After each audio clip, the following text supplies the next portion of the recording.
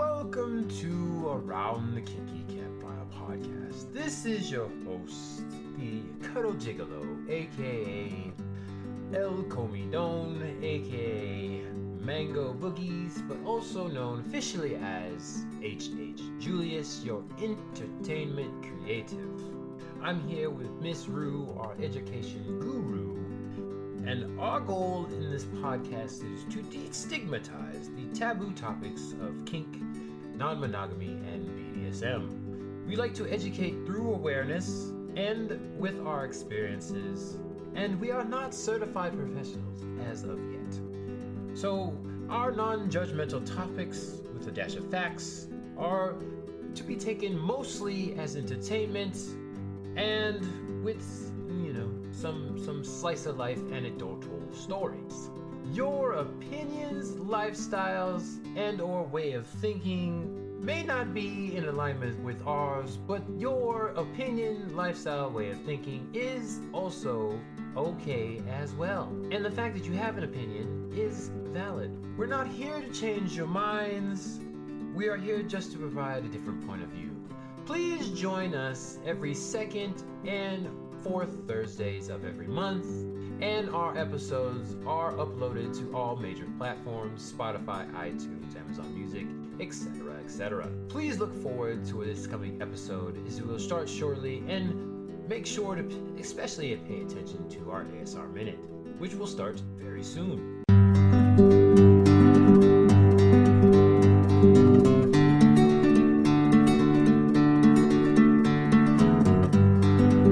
Okay, we are back. Am I going to start the year with the correct name every single time? I would appreciate it. You would appreciate it? I would. I like the face you make, though. Such a good face. But you get them other ways, so. That's true, too. Oh, my God. Had such a good episode last time. For y'all, it's been like 3 weeks. We're recording in batch sessions. So this is the second Thursday in February. So the second official episode of the year. Here we are. This is Around the Kinky Campfire. Thank you. Bonfire. And we are here, it's campfire with a K, to make the taboo and everything not.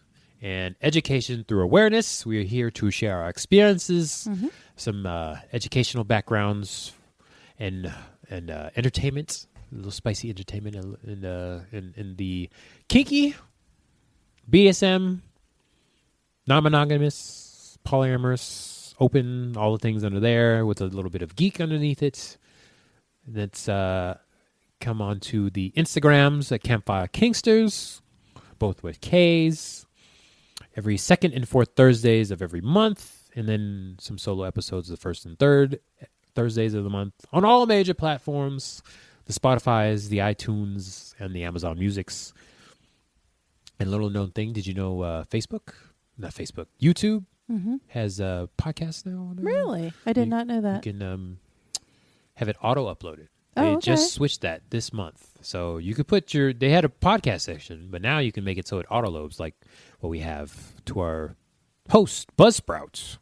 Our great and gracious hosts that put all the stuff out there. So I upload to Buzzsprout and they put it onto all the major platforms. And now you can be one of them. Okay, there So you go. I'll have to look on the thing and put that on there. Oh, I got to talk about an upgrade too. There might be an upgrade going on this month. But out of that, all that out of the way, it's our favorite time. After we do introductions, which I forgot. Yeah. Who are you? This is Rue. And this is Lone Wolf McQuaid. Deep cut. Okay. Deep cut. Yeah. You know where that one's from? No. Lone Wolf McQuaid. You ever heard of a movie called Escape from New York? No. Escape from L.A.? No. No? Mm-mm. I think that's where that's from. It might be wrong anyways. No. No, that's Snake. I'm saying that wrong. That's somebody else. But Lone Wolf McQuaid, I forgot which movie that was from, but one of those 80s movies. Okay. Deep cut. And we're here to tell you the very most important thing, what we're drinking. I am still sipping on my Screwball. Not sponsored. Not peanut butter whiskey. Yeah. How old's that bottle now? Hey, I am taking my time with this bottle. Considering I'm drinking straight from the bottle, we're doing pretty good. Just 6 months Yeah, in 6 between months. sips. Yeah, Yeah, just sips. like 8, Yeah. 10, something like that. Apparently, whiskey does not freeze. It does not. There's no not water good in there. whiskey. No water. No. Yeah. Okay. Yeah, no water in whiskey. I'm learning that now in the good whiskey anyway. And I have on a bottle that is not what is actually in the bottle. It's just some good old Crystal Light strawberry or blueberry lemonade. One of the lemonades. So yeah, I'm just drinking water now. I gotta take a deep breath because it's everybody's favorite time. You know what time it is? At ASMR 30 seconds. Time to get a new intro. No, it's great. It's good. And it's going to start here in 3, 2. Wish there was a way I could fast forward through this. But alas, I'm stuck. Didn't choke that time. Darn. I know you were. I know you missed this. I was hoping. Yeah. Good old 10-second ASMR session. We should start just doing ASMRs. Actual ASMR thing. Go for it. We can talk in a really low voice. No, that's not happening. We can talk in a really low sexual voice. Do jerk off instruction. Good Not old JOI. happening for less than $50 an hour. And you take it out. Oh, we can get there.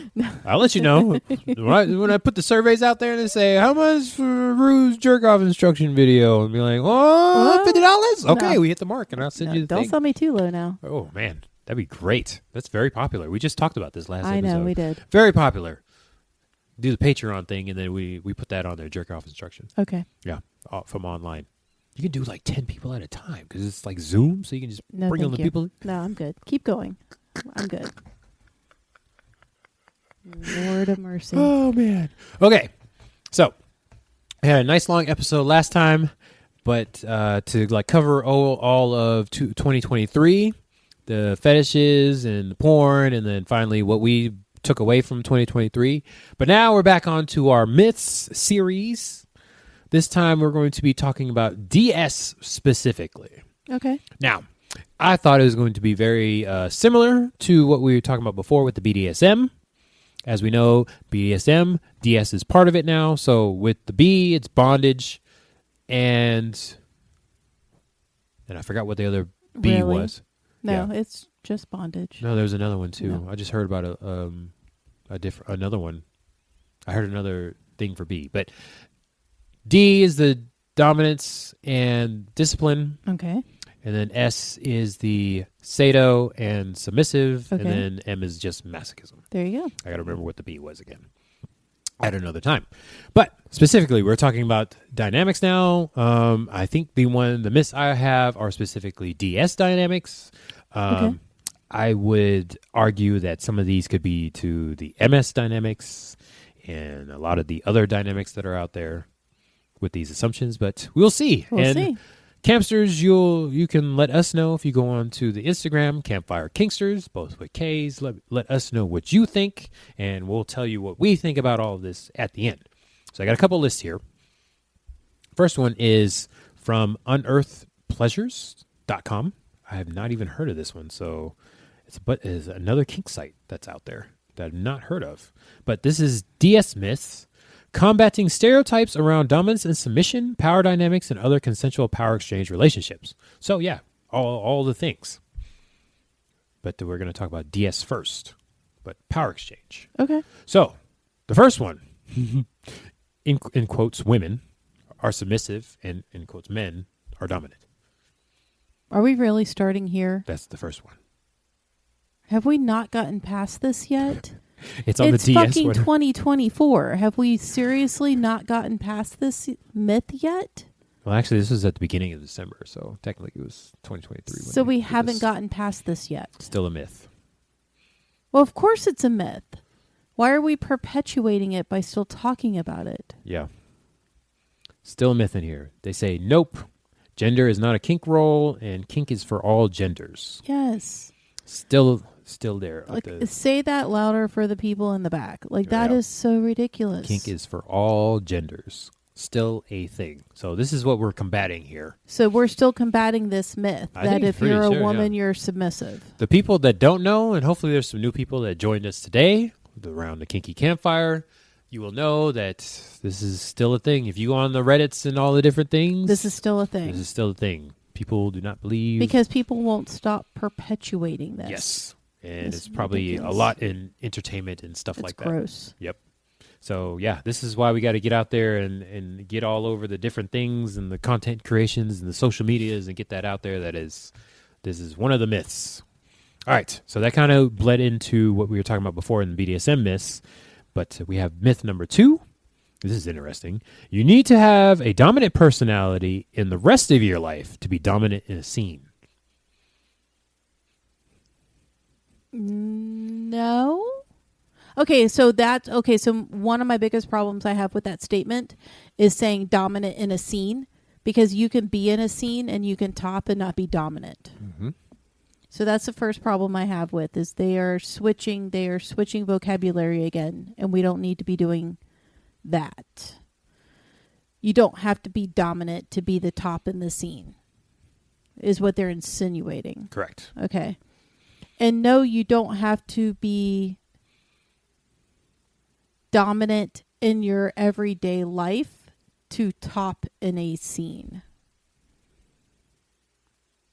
Okay, that's weird. Yeah. I don't know why that's a myth. What? Okay. Yeah, that's No. a myth. All of People- that, because it's common. I will say it's common for people to interchange the dominant and top and submissive and bottom. Again, dominant submissive is more how you identify. It's who you are on the inside, where top and bottom is what you do. It's very action based. And so you can be a dominant who bottoms. You can be a submissive who tops. So they are mutually exclusive of each other. Yeah, just a little foreshadowing for you. We might have to do another episode between dynamics and topping and bottoming, because still, even in our world, Reddit's and more close to common. there's still people that get that confused. And I get it, because it's what we see. If you see somebody topping, it's normally a safe assumption. People will just automatically assume, oh, they're the dominant. They are a dominant type because they are topping. It's a very hard visual to break out of that mold. I get that. So I get why it's perpetuated, because it's what you see. Open any porn and you never see a submissive topping, or like a known submissive. They're not portraying themselves or sharing that they're a submissive as they are topping in a scene. It's always hand in hand. So I get where the myth comes from. However, it's not true. How you are at work or with your family or in different aspects of your life does not necessarily directly correlate to how you identify within this lifestyle. Yes, but Rue, don't. If you're a CEO at work, aren't you automatically a dominant in the scene? No, that's bullshit. That's just funny that we have this myth, but then there's another stereotype where the CEO is the one. That's always a submissive. So it's like, which one are you going with? Like, What? So confusing. So much in entertainment, in the movies and the fictional Yeah. stuff, it's always the CEO that's like the undercover, and then. But then this myth is still here. Like, Yes, it's what? still here. It doesn't make any sense. So pick Hollywood. Make up your mind. Okay. Myth number 2. That's 3. That was number 2. You skipped number 1. We all know. Yeah. Technically, it's number 3. Yeah, we just kind of went over number 1 again. Skip past number 1 again. All right. Myth number 3. Lifestyle DS is toxic codependency. Ooh, they went there. Mm-hmm. Wow. Why does it have to be dynamic? Why can't it just be relationships? Because from our Am I the Asshole from before, Remember that that's your dynamic is the relationship. Toxic codependency. But that's making an assumption that all DSs are toxic. That's what it says. Lifestyle DS. Lifestyle, like, so there's non-lifestyle DS? Like, there's so much wrong about that. Like, I don't even, like, we could spend time dissecting just this statement. Yep. Okay, right. Yeah, no. Okay, obviously it's a myth, which means it's no. Just because you are in a DS and it's how you identify and it's how you walk this earth doesn't mean that it's innately toxic. Mm-hmm. And it also doesn't mean that you are codependent. Yeah. So let's break it down even more. Or for the new people, what's the difference between lifestyle DS and non-lifestyle DS? That's the people practicing it. That's the difference. Mm-hmm. Everybody's going to have their own definition. To me, a DS, just a DS, is an exchange of authority. However that looks to the people that the exchange is with is how that is. Whether they consider it lifestyle or they don't consider it lifestyle. So it's subjective to the people within the dynamic. I can't look at somebody and tell them whether their dynamic is lifestyle or not. It's not my dynamic. Mm-hmm. Just like I couldn't look at somebody and tell them whether it, like, you're doing it wrong. I mean, I can't tell you you're doing it wrong. Now, can I tell you what you're doing has the probability of failing? Yes. I could say, based on experience and based on my knowledge, what you're doing isn't sustainable. It's probably going to fail. But is it wrong? It might be right for them. Just might not be right for long. Okay. You know? We gotta give a definition for the people that are like, my partner suddenly said they're into BDSM. How do I start? So, like, lifestyle take versus a class. I mean, so you're trying to distinguish between lifestyle and kink. There are some people who kink as a hobby. Okay. It's just part of what they do on Thursday nights from 8 to 10. Okay, it's what you do from Thursday nights to 8 to 10. Sometimes it's people who this is what they do on the weekends, or they only do with a specific person at a specific time. Other people, it's incorporated in all aspects of their life. It's how they view the world. It's how they interact with people. It's how they choose to conduct themselves and how they view themselves. So traditionally, that's how some people distinguish between people who are more lifestyle and people who kink. Now, you can have lifestyle people that kink. But just because you kink doesn't mean you're a lifestyle. Doesn't mean that they identify as that. Because to them, it's a hobby. They can pick it up, put it down. Doesn't matter. It's an interest. Yep. It's like tennis to them. Okay. Yeah. For the new people, that's the difference there is between how much you now participate. In most communities, if you ask anybody in a local community, in my experience, what's the difference between a lifestyler and a kinkster? They'll tell you. It's how they identify within what they're doing. Is this a part of who they are? They couldn't put it down if they wanted to. It's embedded in them. It's a part of all their relationships, their friendships. It's a part of how they identify. Or is it a hobby, an interest, something that they are just experimenting with, or that they just enjoy in very restricted ways, like only on Fridays that have a 3 in it. I mean, it just depends. There is no right or wrong. It's just people try to wrap their heads around the difference, and that's the common answer I get and hear in community is the difference. Yep. Just remember, Camsters, you take what you want from it. So there's no specific path that you have to go through just because you say you do BDSM or do kink or whatever. Yeah. It's how you want to live with it and be consensual with your partner. Yeah, if it's a hobby and it's something you enjoy doing on Fridays, then just enjoy doing it on Fridays. It doesn't cheapen the experience. It doesn't lessen your ability to do it. Exactly. Which means you just enjoy doing it on Fridays. Yeah, don't let other people judge you in your the way of living. So, toxic codependency. It's funny that myth is out there, Like, Well, I doubt most people even know what that means. I don't appreciate the fact that they consider codependency toxic. You can have healthy codependencies. I think they mean specifically toxic codependency, though. I don't think they're saying like all codependency is toxic. They just talk about but they're specific assuming all lifestyle DSs are toxic. Yes. So, yeah, no. They could just say toxic without the codependency part. They could just say that they're toxic. Yeah. Yeah. And it's funny that they think that specifically the lifestyle part is toxic when that has nothing really to do with the dynamic itself. Well, it has nothing to do with the codependency aspects of things. That too. Yeah, so the toxic part and the codependency part have nothing to do with the actual DS or the dynamic. It's just you could be with a toxic person. Right. And that has nothing to do with it. Just like we learned in like 2 episodes ago with Am I the Asshole? It has nothing to do with the DS part of it. Okay.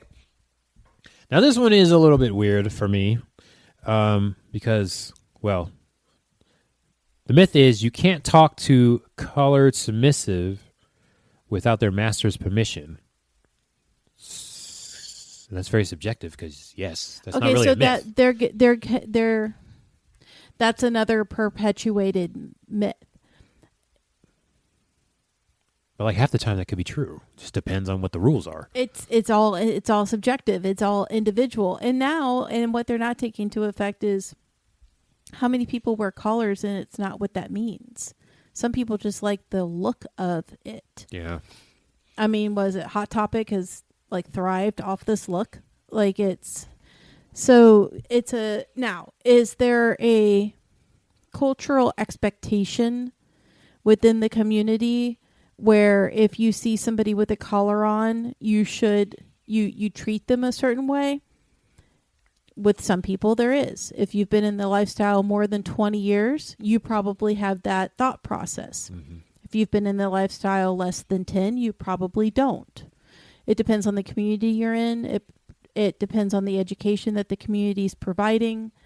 It depends on the subcultures of kink that you circle in. If you are in a leather community and you see somebody in a leather community with a collar on, odds are it means that they belong to somebody. Now, does it mean that you shouldn't talk to them without their master? That you can't make that assumption about anybody, regardless of the scenario that you're in. Can you be respectful and err on the side of caution? You could. I personally, it's not my job to police other people's dynamics. So if you have a protocol that if you're wearing a collar and you are not allowed to talk to anybody while you're wearing your collar and they have to talk to your dominant or master first, and I come up and I speak to you, it's your job to say, I'm sorry, I'm under a protocol. I need you to speak with so-and-so. Thank you. Okay, I can respect that and I'll go do that. But it's not my job to police your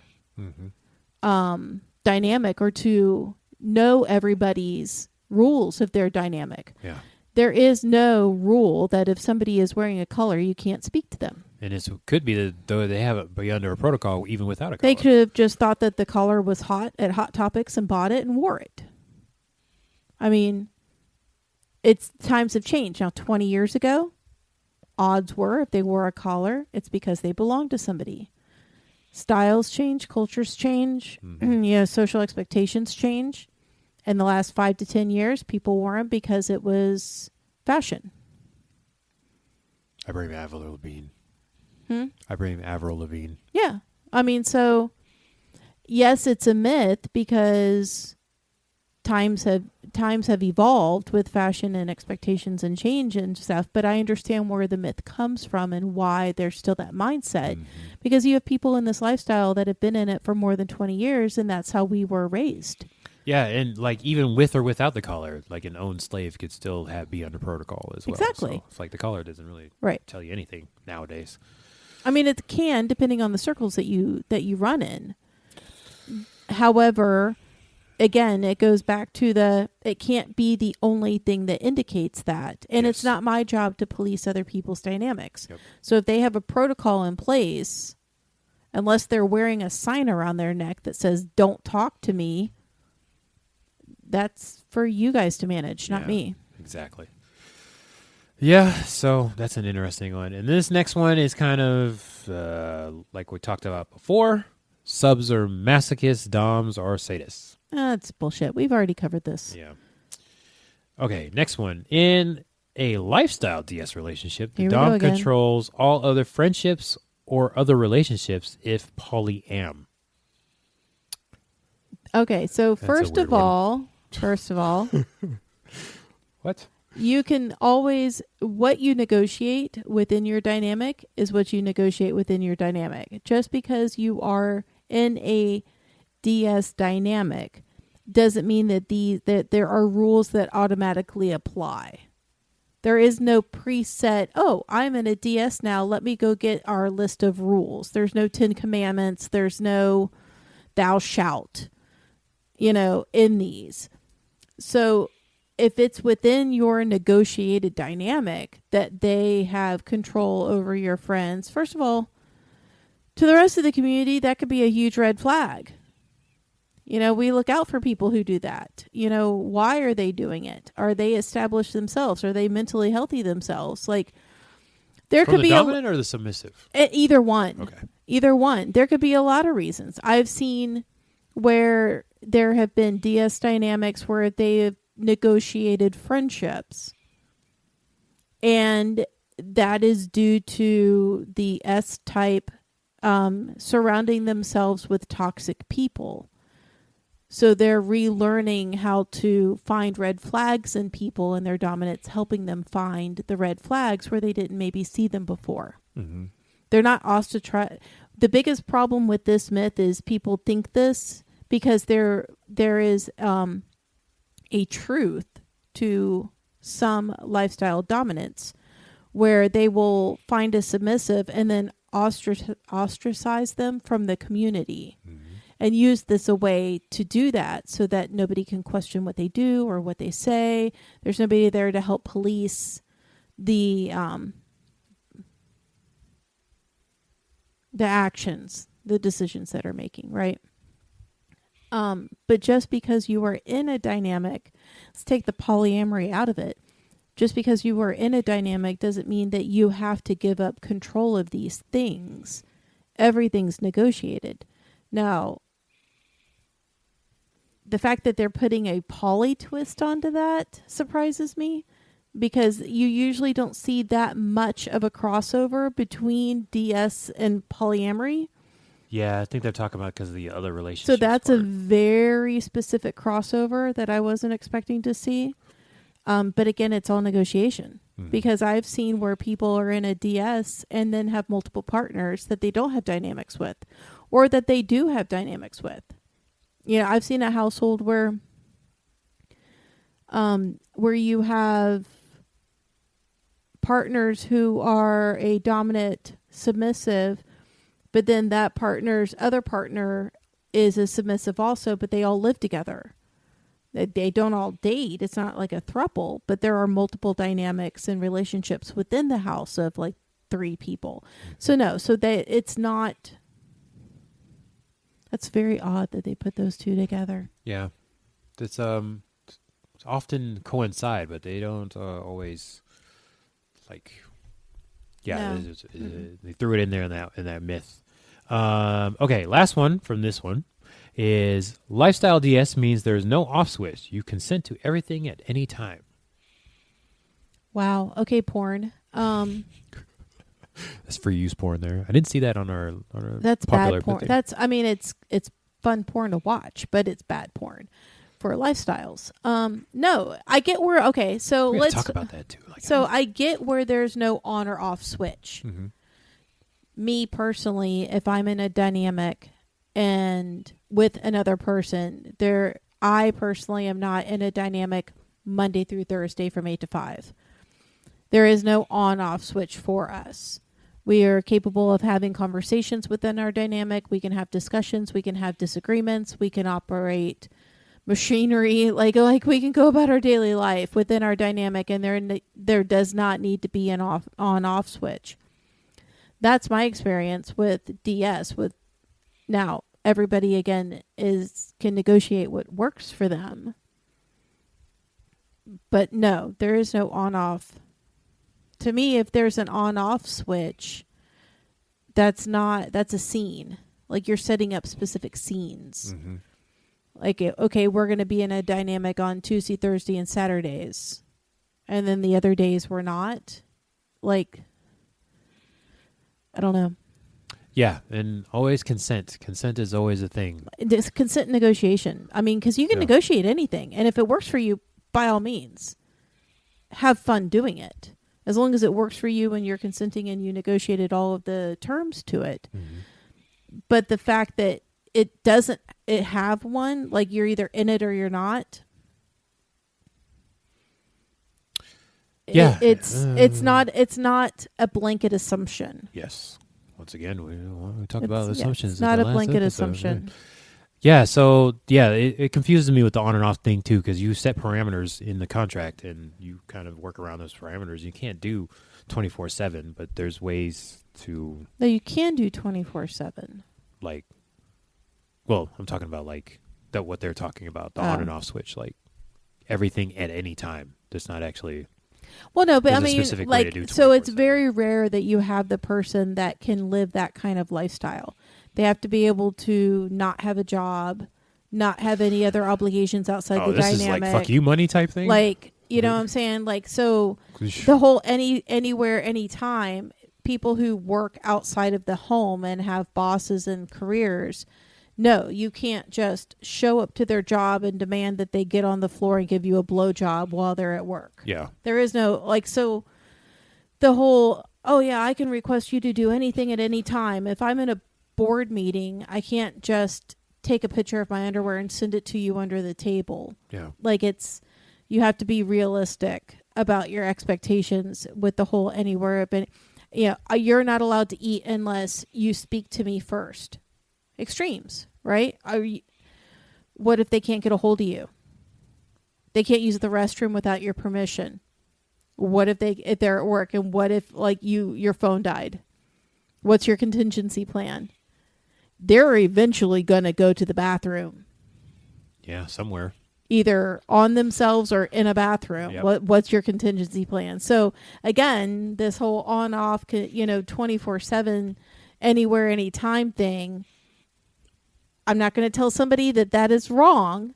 I'm just going to tell them it's not sustainable. Yeah, you have to be. You have to build in of it. contingency plans. You have to build in reality. Okay, so you're not allowed to use the restroom without my permission. What's the contingency plan if you don't get my immediate attention? What if I don't answer? That's always a go-to example that I use. What if I'm at work and I ask and your phone's dead? Yeah. Doesn't make any sense. So tangent, free use. Also, very popular porn category, but is there a kink for that as well that you know of? For bathroom use? No, free use. What do you mean? Free use. So in porn, it's pretty much you're just available for sex whenever. I mean, I don't know if there's a name for it. Well, this is leading me into CNC or consensual non-consent. Oh, well, yeah. Well, there's specifically because I've seen it on our website. So I'm wondering because I've also seen it on Reddit. People ask this question like, so for free use, what like for me, free use from what I'm seeing that most people, you're available for sex whenever. Whenever it's desired by the other person. Correct. Okay. They can just use you for sex and if it's healthy, it's during a specific time. But some people just don't know what it is, and they just kind of whenever. So they ask questions like, what is for use? And then another one is consensual non-consent. Okay. So do you have experience with that? I do. What does it look like to you for the newbie people? Again, it's General. whatever you're negotiating that dynamic about. Mm-hmm. Like CNC, consent, non-consent, for me has been very distinctly different with the people that I've been involved with. Some of them were very scene-based, where it was CNC during scenes only, and some of it was CNC dynamic. So again, it's whatever is negotiated to give up that power of. Are you consensually giving up the power to orgasm? Are you giving up your power within a scene? Are you giving up, authority to happen within these things? Like CNC, you can still have hard limits and be in CNC. Now, some people negotiate that like a true CNC has none of that. Like, you're literally giving up. To me, it's a spectrum. To me, you're still negotiating. When you say giving up, you mean the hard limits too. Yeah. I know people that, and to be honest with you, they've kind of changed. They don't call it a DS anymore. It's a type of DS relationship, but it's property and owner. They're literally somebody's property. And so they control everything, every aspect about them. And they negotiated and willingly gave up every aspect of decision making in their life. Their clothes are controlled for them. Their money is controlled by somebody else. Their health care is controlled by somebody else. They're told how to vote. So that it's a spectrum. Mm-hmm. You've got one end, property owner, and you've got another end. You're agreeing to allow me to do anything within these boundaries for this scene. So and then everything in between. And then for you, do you usually have safe words when you do CNC? No. Okay, that's another big question on the different. But we negotiate that. Yeah. We negotiate that. Is it CNC if there's still a safe word? I would say yes. I still use the safe word part of it. See, if you're consenting for non-consensual activities, once you safe word, it's no longer CNC. Yeah, like you said, it's a spectrum. So for me, the non-consensual part is the activities during the scene, and the toys used could be non-consensual. But they still negotiated that. The non-consensual part comes in when you're doing things like, yeah, stuff that they don't like. Yeah. So that's. I mean, it doesn't even have to be BDSM related. Say somebody doesn't like pickles. They don't like pickles, yep. And you're going to be like, you're eating a pickle before you sleep. You're not allowed to sleep until you eat that pickle. Yep. So yeah, that's they didn't consent to eating pickles. That wasn't negotiated. But we're in a CNC, and I know you don't like pickles. So guess what? You did this thing. Yep. And either for my enjoyment or for your punishment or whatever it may be, you're going to eat that damn pickle before you're allowed to sleep. And I will not let you sleep until you eat it. Yeah. So yeah, stuff like that. I mean, but yeah, just for me, I still need the safe word, and then still within hard limits. But to me, CNC, we do not have a safe word. Yeah. We negotiated that. Yeah. And now we have check-ins. Yeah. We do have check-ins. I'm open to any conversation about the CNC dynamic. Hey, I was thinking about it. What about this? Mm-hmm. Let's talk about it. Let's talk about what that could look like. Do you want to know what the outcome could be? Do we want to discuss what a possible outcome could be? What's bringing this up? What's concerning you about this? Yeah. What's your biggest fear about it? And let's talk through it. And then if it becomes something like I will walk away if this happens. Like, this is not something I'm willing to play with. This is not something I'm willing to discuss. I will literally walk away, and this is not what I'm including in this. Yeah. Then to me, that is off limits. Like, if somebody looks at me and says, I'm entering a CNC thing with you, however, I'm not including my money. I'm not including my time with my family. Mm-hmm. Like, and you cannot do anything that would jeopardize or inhibit me from being able to do my job.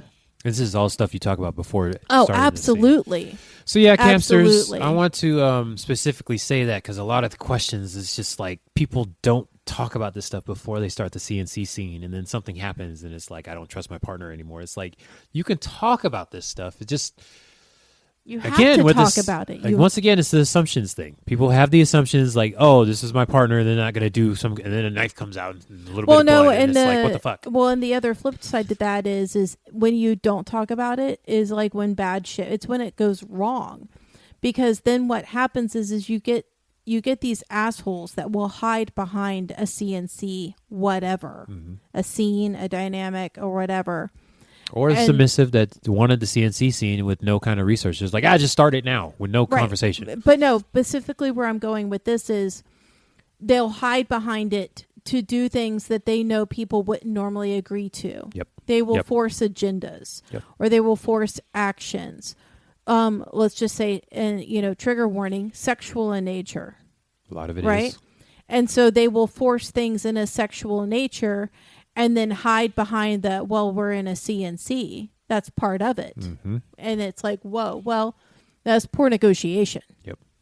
And you being an asshole and trying to manipulate a situation. That's what that is. Yep. So it's both parties' responsibilities, because it can happen from the other end where you have a submissive or a bottom who has an agenda and they push you to be in situations that do certain things to them, and then they'll either, like, it could be buyer's remorse, it could be, I see it where they didn't want to have a conversation beforehand. They just refused to. Yeah, and they just wanted to do it. Oh, well, no, I'm open, I'm available, I'm just giving up all authority in this. And it's like, wow, like, you should never agree to that. That's not, like, you should never, that's not CNC. That's not CNC. what that is. It's not, to me, CNC is like 201, 301, 401 level shit. Like, it's not something you just do in pickup play. It's not something you do with somebody you just met online. There should be established trust and history and, like, mutual desires to be in any kind of CNC discussion, because it takes that level. You are literally saying, I am giving up the ability to give consent for these things. You can't just give that away. So no, it's not a beginner level concept. It should never be treated as a beginner level concept. Yeah, if we can't make it, like, pointed out enough, you can still have a conversation and a negotiation before a CNC scene. Now, is it fun? Is it fun to be like, oh no, don't spank me, and you get spanked? Yeah, okay. I get where, like, people are like, okay, no, I'm gonna spank you, or no, you've, like, the whole, you've been a bad boy, I'm gonna put you over my knee and spank you. You can role play. Yeah, it's role playing. You can role play, and role playing is not CNC. Still can negotiate beforehand. You can, but they're not the same thing. Yeah, both of them different, but still should be negotiations. Have a conversation beforehand. It just drives me crazy when people just get into a situation with their partner and the other one doesn't want to talk about it or whatever. It's like, what the fuck? We can still talk about this stuff. If you don't want to talk about it, then it shouldn't be done. Yeah, exactly. Don't be forced to do things without your consent. Okay, got one more real quick, and then we'll shut it down. I have another one. That's like another 9-1. This one's only 5. Okay, so 5 common misconceptions of DS relationships from submissiveguide.com. That seems like a pretty helping you find yourself. That's a pretty good website right there. Good name. Myth number 1, all DS relationships are unhealthy and dysfunctional. Yeah, I'm not even addressing that, because that's just discrediting an entire lifestyle, and I'm not doing it. Yeah. So once again, it is a myth. I'm again, glad it's a myth, but I'm not. No. Yeah, that's another thing we gotta fight through, because in media and entertainment they make it seem like, oh, as soon as you say DS, it's no longer kink. Isn't even like BDSM isn't even a mental health. Isn't even listed as a mental health in the book anymore. It used to be disorder. You mean? Yes. Yes. It's no longer a disorder. There's multiple therapists that are saying do BDSM to help be therapeutic. It's not therapy, but it can be therapeutic. Yeah, there's therapists now subscribing that BDSM for therapeutic, because you're taking back the power. So yeah, that's one of our myths that we gotta. This should be putting that on a shirt. That's like one of the mottos here. We got to make, put it out there in the world that it's just because you say DS or whatever, it's not non-monogamy. Just because you're not cheating, that's not how that works. All right, myth number 2, it's all about sex. No. I can see why people think that. How often do you see a BDSM or kink porn that doesn't involve some kind of sexual component? Well, it's porn, yeah. Exactly. But where else? Even on websites that are more informational websites, even on like FetLife, it's still sex oriented. I mean, it's sexy. It should be, but that doesn't mean it's only about that. A lot of dick pics on there too. It's sexy. Well, some of them. Not all of them. It's a lot, though. Just because you have one doesn't mean you have to show it off. Oh, my God. Just say that one more time. Can you say that one more time for the people? I'm just saying. Oh, my God. Yeah, getting into the queer space, it's like, okay. Yep, I'm getting a lot of dick pics, too. And it's like, I mean, oh, there's some pretty ones out there, but just because you have one doesn't mean everybody wants to see it. Yeah, it's like, that's the best thing you have to offer? Can I get some words or something? Give me like a little bit of an overview of what you're into. Tell me one hobby besides your penis. Like jacking off is not a hobby. Everybody does that. It can be a hobby. Oh, God. Speaking of, like, what the fuck? Okay, so myth number 3. All DS relationships are open or polyamorous. Once again, why are we tying this into non-monogamy? Two separate things. Dynamics and non-monogamy are two separate things. Okay, so that's first platform, that it's toxic. Second platform, that it's tied to non-monogamy. For some reason. It's all sex, which is why it's tied to non-monogamy, because you have multiple play partners, so you must be fucking. Jesus. Yes. Yeah, so it has nothing to do with monogamy. If you all listen to this podcast, we make a distinction between BDSM, kink, and non-monogamy. It's different things. Oh, goodness. So ridiculous. Okay, myth number 4. In DS relationships, the dominant works and the submissive stay at home and does all the housework. Wow. That's a 1950s household, which is a whole different style of kink. That is a lifestyle choice. So that is a legitimate lifestyle choice. You want to talk called about the that? 1950s. It's like a 1950s household, right? But that's not what all dominant, submissive DSMS relationships are. I know of some MS relationships where the slave is the one working and making all the money. I like that. So, I mean, I like that. Kind of blows that out of that water. But there is a 1950s lifestyle out there that people subscribe to. Do you want to tell that? Some of the kids don't. Different. Yeah, some of the kids now. I mean, think of the stereotypical. I guess they don't. Stereotypical 1950s is where the man works outside the home and the woman works inside the home. You know, the woman stays home, does all the cooking and the cleaning and the raising of the children. And it's kind of like I was raised in a 1950s household. Like my grandparents were very 1950s, which, I mean, my mom was born in the 50s. So I get it. It was literally, they were a product of their era. My grandfather worked outside of the house. He made all of the money. And my grandmother was a stay-at-home mom and took care of the house and my grandfather and the family. I was going to throw an old joke in there. And I am old. I'm okay with that. And so if it involved anything outside of the house, the yard, the maintenance of the house, the car, working, any of that, it was my grandfather's. He took care of all of that. If it was inside the house, cooking, cleaning, kids, anything of that nature, decorating, anything of that nature, then my grandmother took care of it, except for like grocery shopping. My grandmother took care of grocery shopping, even though that was like outside the house. But I mean, like anything, what you would consider domestic, laundry, all of that. Do you have any experience with the 1950s household kink and what that looks like exactly? That's what it looks like, is people are taking what used to be socially acceptable lifestyle, what was a social norm, and they, even though we no longer live in that social norm, we don't live in a social norm where it's a heterosexual male and a heterosexual female family, where the male works outside the home and the female takes care of the house. Our social norms aren't that anymore. So they will adopt the ideology of a 1950s house in today's day and time.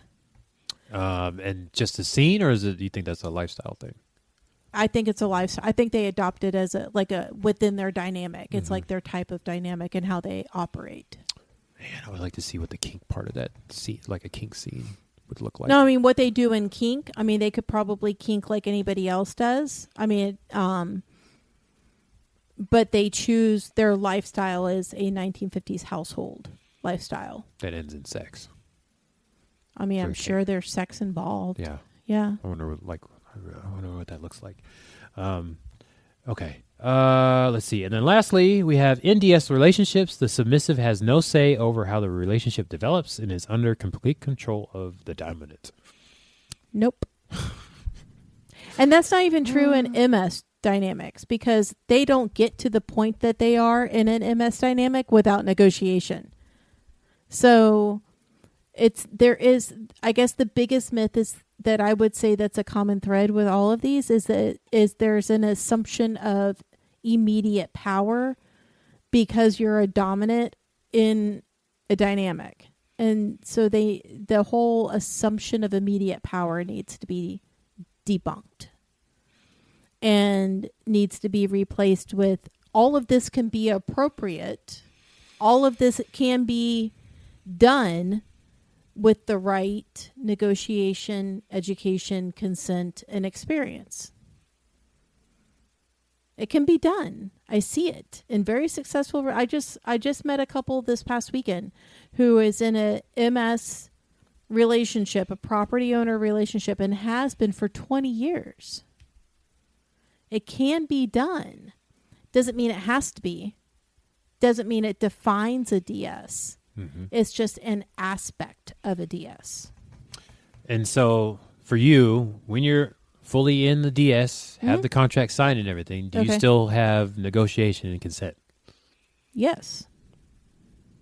Even within the contract. Now I won't within the time period. Frame of the contract, I will not negotiate the contract. Okay.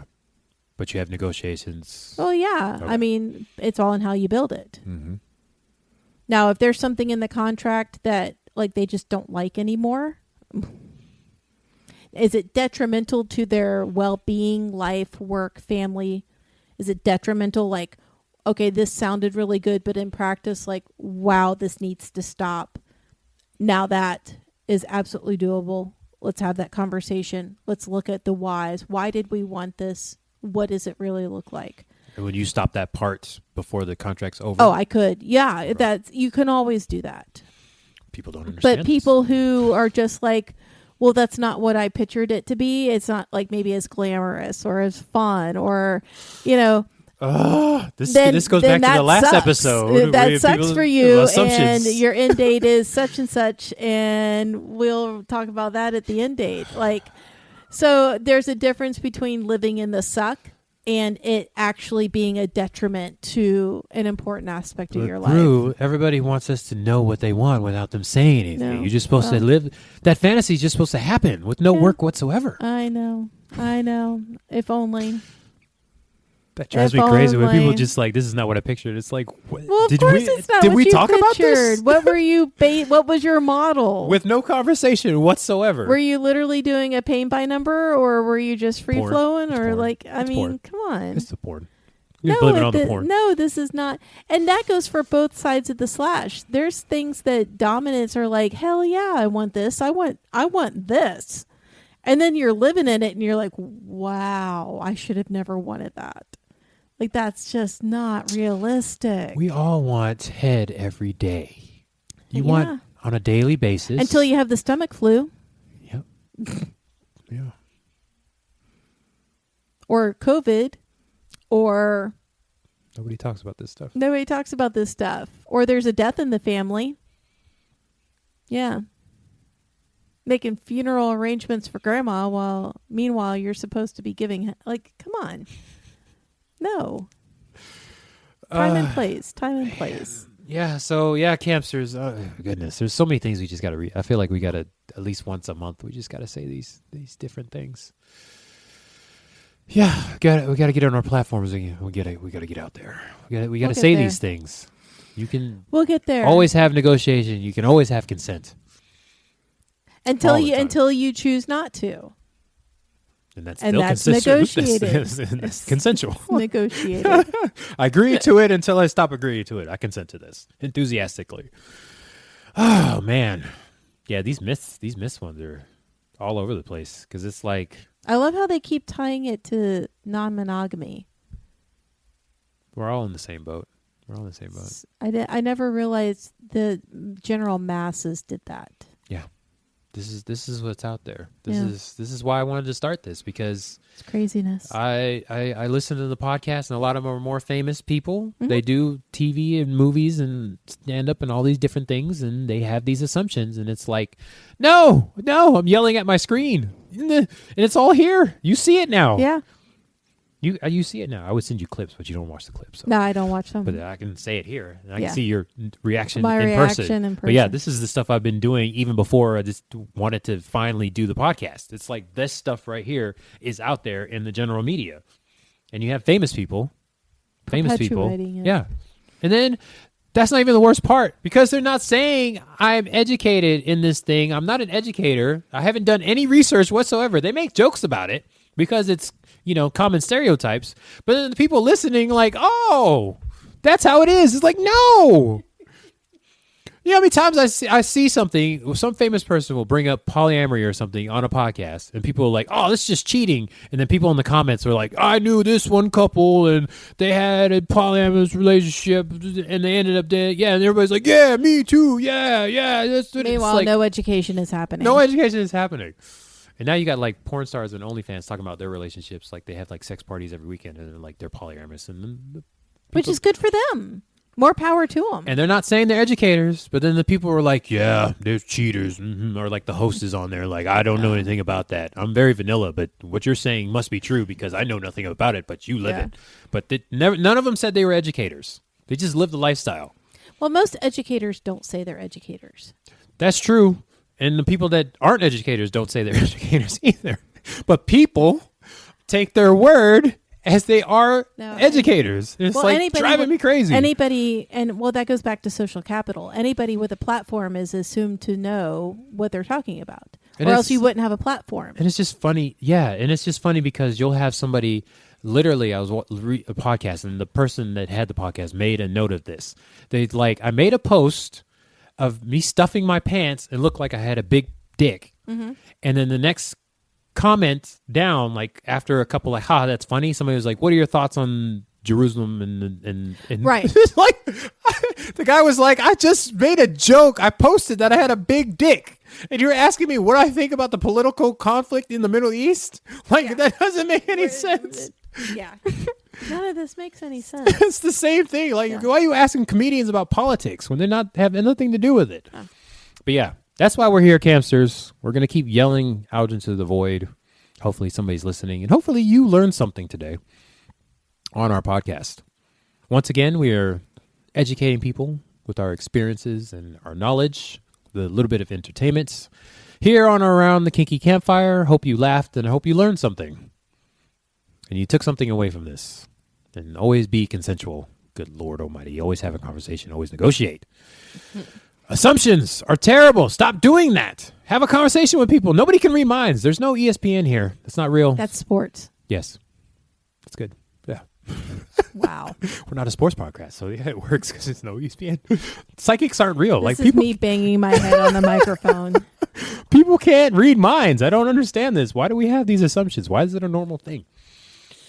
Okay, so this has been Around the Kinky Campfire. This has been another myth-busted episode. We're banging our heads. Catch us more in this series. We're probably going to keep banging our heads and keep saying the same thing over and over again. I'm seeing now that we start doing this more, a lot of things are like tying in together. Mm-hmm. So hopefully we can keep it entertaining for y'all. But, you can always tell us what you think. If you come to Campfire Kinksters on Instagram, we still have no subscribers, but hopefully sometime in 2024 we will. Be a landmark episode when we actually have one. Mm-hmm. But yeah, let us know if you agree or disagree. We can talk about it. You don't have to agree or disagree, but you're here listening, so it must mean something. So let us know what you think. And we'll be here every second and fourth Thursdays of the month on all major platforms. Right now, this is after the Podfest. We had a good time. Amazing. I saw Rue there a bunch of times. We took some All pictures. over the place. You got our necks down, so I hope you enjoyed that part of it. Mm-hmm. We both have nice booties, just FYI. I just, Mine's amazing. want Thank you. to pat myself on the back Yeah. as well. So hopefully you enjoyed that. But that's it for now. This is true. And I forgot who I was. Sterling something. Nope, that was last episode. Lone Wolf of Crate. I forgot There what you movie go. it was. But anyways, or you can just call me Julius. That's what I'll There be. you go. If you see me in person, wearing all my different things. I have a nice, very nice vest, which you'll see in the picture, hopefully. Catch you next time. Goodbye. And hello.